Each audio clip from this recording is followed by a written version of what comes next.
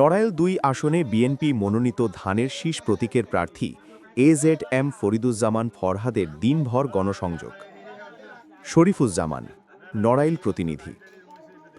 নড়াইল-২ আসনে বিএনপি মনোনীত ধানের শীষ প্রতীকের প্রার্থী সুপ্রিম কোর্টের সিনিয়র আইনজীবী ড এজেড.এম ফরিদুজ্জামান ফরহাদ শনিবার সকাল থেকে রাত পর্যন্ত লোহাগড়া উপজেলার বিভিন্ন এলাকায় ব্যাপক গণসংযোগ করেছেন। শনিবার ৭ ফেব্রুয়ারি সকালে ধানের শীষ প্রতীকের প্রার্থী এজেড.এম ফরিদুজ্জামান ফরহাদ উপজেলার মল্লিকপুর, ইতনা, লোহাগড়া, মানিকগঞ্জ বাজার, শালনগর, আফিলগেট, বাতাসী বাজার, মণ্ডলবাগ বাজারে ব্যাপক গণসংযোগ করেন। এ সময় বিপুল সংখ্যক দলীয় নেতাকর্মী ও সমর্থক উপস্থিত ছিলেন। এদিকে বিকালে লোহাগড়া উপজেলার শালনগর ইউনিয়নের কাশীপুর বিএফ ইন্টারন্যাশনাল ক্যাডেট মাদ্রাসার ৩ দিনব্যাপী বার্ষিক ক্রীড়া প্রতিযোগিতা অনুষ্ঠানে প্রধান অতিথি হিসেবে উপস্থিত ছিলেন ড ফরিদুজ্জামান ফরহাদ। এ সময় তিনি বলেন, আমি লোহাগড়ার সন্তান, আপনাদেরই ভাই। আমি নির্বাচিত হতে পারলে অবহেলিত শালনগর ইউনিয়নের সকল কাঁচা রাস্তা পাকাকরণ, এই এলাকার প্রধান সমস্যা নদীর ভাঙন সমস্যা রোধে স্থায়ী সমাধান করব। এই এলাকার শিক্ষা প্রতিষ্ঠান, মসজিদ, মাদ্রাসার উন্নয়ন করব। আমাকে আপনারা ভোট দিয়ে নির্বাচিত করলে জাতীয় সংসদে গিয়ে নড়াইলবাসীর উন্নয়নের কথা বলবো। নড়াইলে বিশ্ববিদ্যালয়, 250 শয্যা বিশিষ্ট মেডিকেল কলেজ হাসপাতাল নির্মাণের উদ্যোগ নেব। অবহেলিত নড়াইলে অর্থনৈতিক অঞ্চল নির্মাণ করে বেকার সমস্যার সমাধান করব ইনশাল্লাহ। আপনারা আপনাদের মূল্যবান ভোটটি ধানের শীষে দিয়ে নড়াইলের উন্নয়নের সুযোগ দেবেন, এই আশাবাদ ব্যক্ত করছি। বাংলাদেশে ভোটের বিভাগ থাকবে কিনা, মানুষ বাংলায় কথা বলতে পারবে কিনা, এই নির্বাচন সেটা নির্ভর করছে।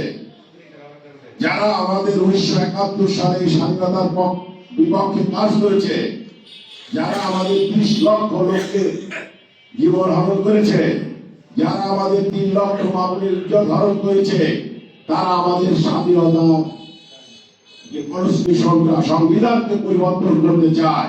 আপনারা কি করতে রাজি? অর্থাৎ জামাতকে দিয়ে ভোট দেওয়া চলবে না। আপনারা মুক্তিযোদ্ধা, আপনারা চেয়েছিলেন তখন লুঙ্গি করে মাঠে ঘাটে মানুষের আর্মিদের পাক বাহিনীর সাথে যুদ্ধ করে আপনাদের স্বাধীনতা অর্জন করেছেন। জামাত সেই স্বাধীনতা বিনষ্ট করতে চাচ্ছে। জামাত এমন একটা দল, আজ পর্যন্ত তারা 1971 সালে যে ভুল করেছে তার জন্য জাতির কাছে ক্ষমা চাই নাই।